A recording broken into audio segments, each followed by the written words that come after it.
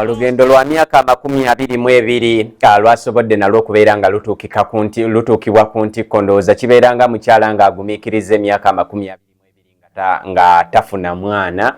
Oluvannyuma ennyo amawulire ne gajja ne gatuuka ku kyalo bwe gati nti gundi ali lubuto. Basobodde okubeera nga bakimeekinga. Arsenal olunaku olwajjo wadde babadde tebalinayo game naye basobodde okuba nga bawangula ekikopo ekyo. Ngenda kubeera nga njogera ku points zange z'endowooza eziyinza okubeera nga zigenda oba nga zibasobozesezza okuba nga bawangula ekikopo kino. Ate n'ekirala dominance eno ndabanga eyinza okubeera nga yeeyongerayoko just in case nga Pep Guardiola bw'ali nti ayinza okuva mu liigi. Bw'otunuulira amatiimu gonna level gye gabadde galiko mu kadde kano, tuyinza okulaba another era ng'ejja erodinga. Ebyo tugenda kubeera nga tubitunuulirakoko.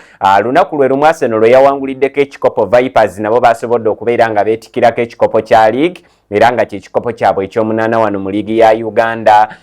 Then ndowooza abeera wasigaddewo amatiimu 2 gokka agabeera gabasinze okuwangula ebikopo bya liigi wano e Uganda. Era lunaku lwe lumu twasobodde okulabirako essomero lya Amus College nga champion omujja owa nationals eza USSA. Bangi muzimanyi nga post primaries, abalala mugimanyi nga Coca-Cola. Naye ekikulu kya byonna nti USSA nationals twalabye champion omujja essomero lya Amus College. Nabo basobodde okubeera nga bagenda ku trophy list.